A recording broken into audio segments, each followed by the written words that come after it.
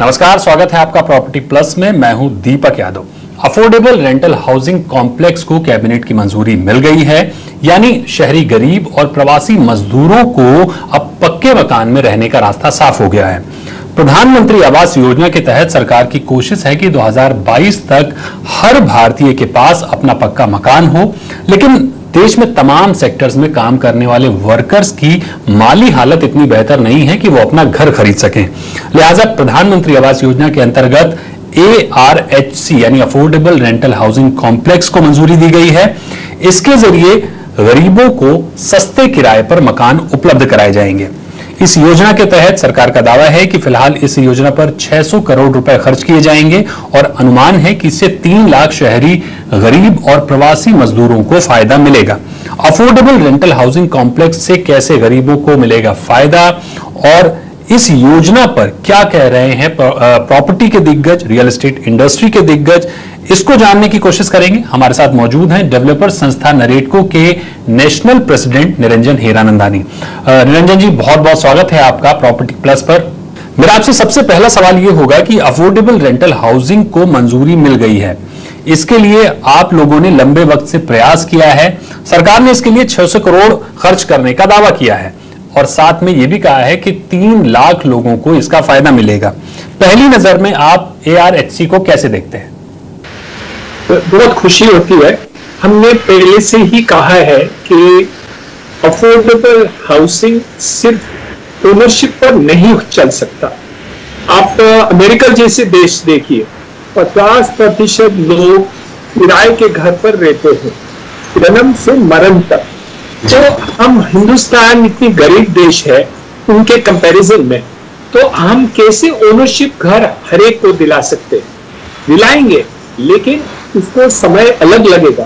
दूसरी बात है कि जैसे आप यहाँ से मुंबई से आप काम करते हैं, आपने घर खरीद लिया, लेकिन आपको दूसरा जो नौकरी मिला या अपॉर्चुनिटी मिली, आप दिल्ली चले गए, तो क्या आप दूसरा घर खरीदेंगे या किराए पर रहेंगे?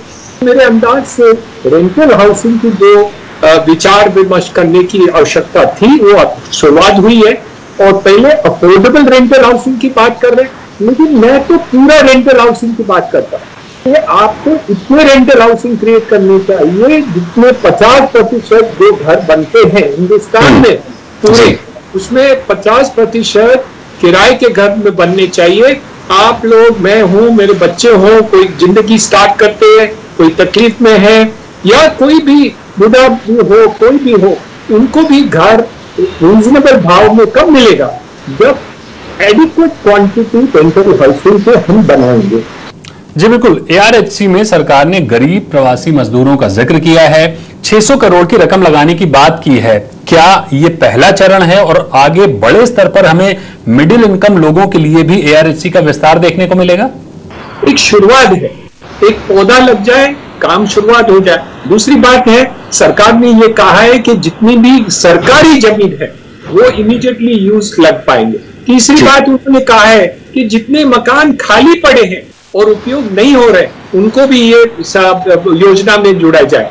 मेरे अंदाज से एक जो शुरुआत कर रहे हैं वो सही है, और इसकी एक्सपेरिमेंट जो हम कर रहे हैं, ये योजना हम जो करना चाहते हैं, उसमें कुछ भूल हो सकता है, कुछ शुरुआत गलत हो सकता है, कोई प्रोग्राम में बराबर नहीं हो, लेकिन एक बार शुरुआत हो जाए तो वहां हम सीख सकते हैं कि आगे हम क्या करें।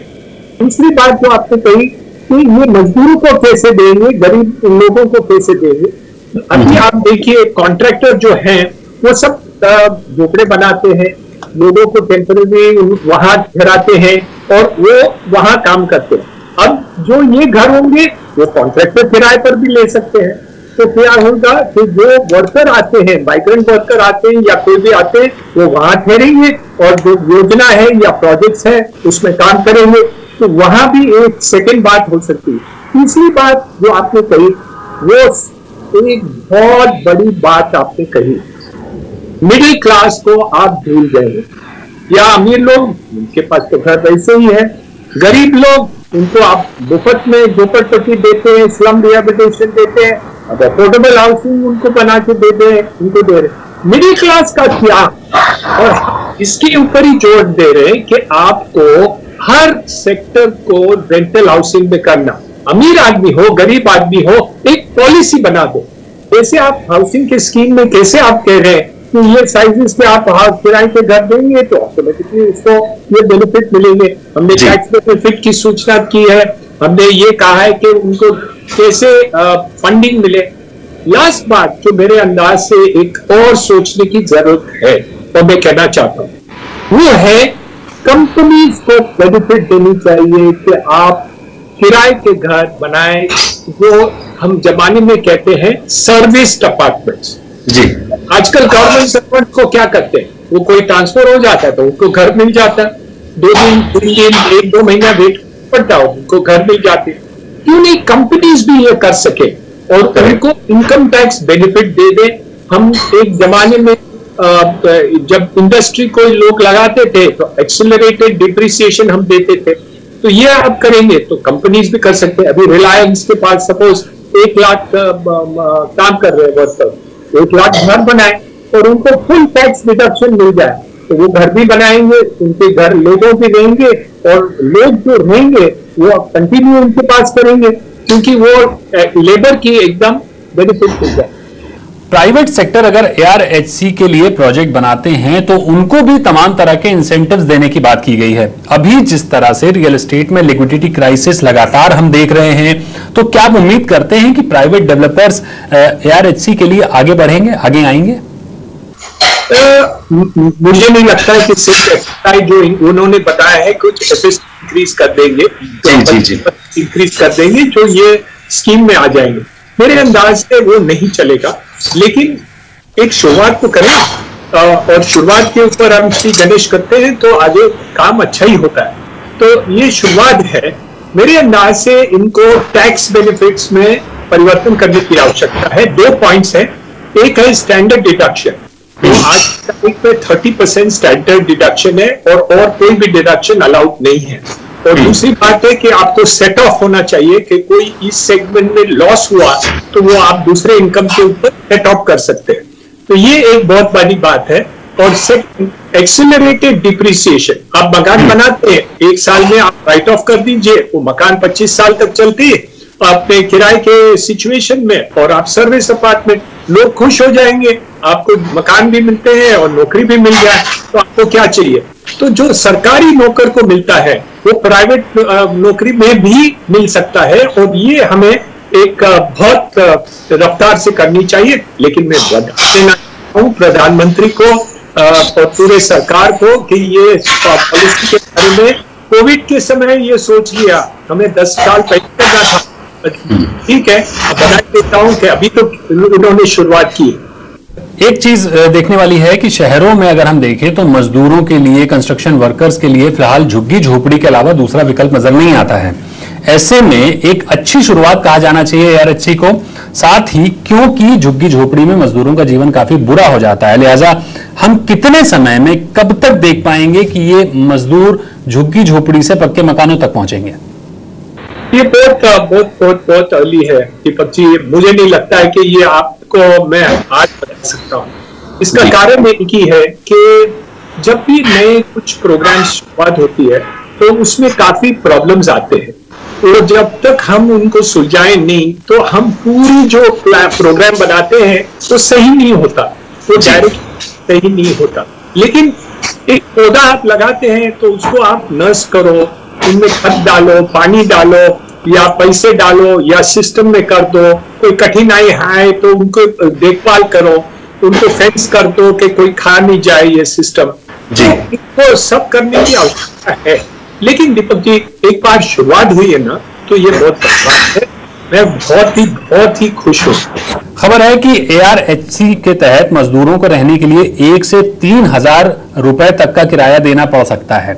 इसका क्या मैकेनिज्म होगा? क्या डेवलपर सीधे इसे रेंट आउट कर सकेंगे या लोकल अथॉरिटी के जरिए अलॉटमेंट होगा? किस तरह का एग्रीमेंट बनाया जाएगा? क्या मैकेनिज्म होगा इसके लिए? मुझे नहीं लगता कि वो महत्व की बात है। जब आप सरप्लस क्रिएट करेंगे जी, लाखों की संख्या में ऐसे घर बनाएंगे, ऑटोमेटिकली लोगों को अफोर्डेबल रेट पर मिल जाएगा। लेकिन जब बात होती है तभी हमें प्राइस का कंट्रोल करने की आवश्यकता है। तो ये तो आपने 1,000 या 3,000 आपने बताया, वो सपोज कॉन्ट्रैक्टर्स हैं तो वो भर सकते हैं, लेकिन जो ऑर्डिनरी लोग हैं मेरे अंदाज से 1000 और 2000 से ज्यादा नहीं होना चाहिए। ये गरीब बस्ती है, लेकिन कभी कभी शेयरिंग भी करते हैं घर, दो लोग साथ में रहते हैं तो दोनों के हिसाब से डिवाइड हो जाएगा। लेकिन ये समय में पता पड़ेगा कि ये सही है या गलत, और ऐसे देखे जाए तो ऐसे होगा कि कुछ एरिया में 3000 भी सही दिखेगा और कहाँ 1000 भी ज्यादा लगेगा। तो ये अलग किस्म में होगा, जैसे समय रहेगा, जैसे लोकेशन रहेगा, जैसे इसकी डिमांड रहेगी, उसके हिसाब से ये प्राइसिंग हो सकती है।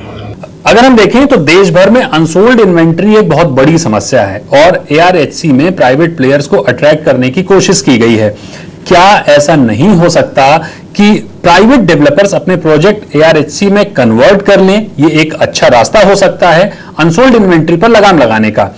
दिक्कत कहां देखते हैं आप इसमें? कोई लगाम लगाने की जरूरत नहीं है, वो मकान सब रेंटल में चले जाएंगे।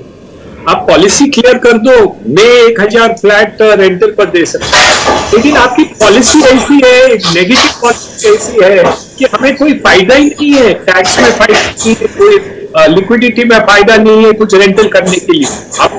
आप कोई भी इकोनॉमिक डायरेक्शन में दिखाइए, सब बिल्डर लोग रेंटल पर दे देंगे, लेकिन उनको कोई सुविधा दीजिए, कोई मार्ग दीजिए, क्योंकि ये सिचुएशन ऐसे हो गया है कि ये एक हमें विचार में क्रांति लाने की आवश्यकता। और जब तक आप कुछ नए आइडियाज नहीं देखेंगे, जैसे ये स्कीम है, नए आइडिया है, नए दौर पर हम नहीं करेंगे, ये काम नहीं होगा। बहुत बहुत शुक्रिया निरंजन जी हमारे साथ अपनी राय शेयर करने के लिए। एक छोटा सा ब्रेक के उस पार हमारे साथ जुड़ेंगे RICS के MD साउथ एशिया निमेश गुप्ता और उनसे जानेंगे ARHC की कुछ और बारीकियां छोटे से ब्रेक के बाद।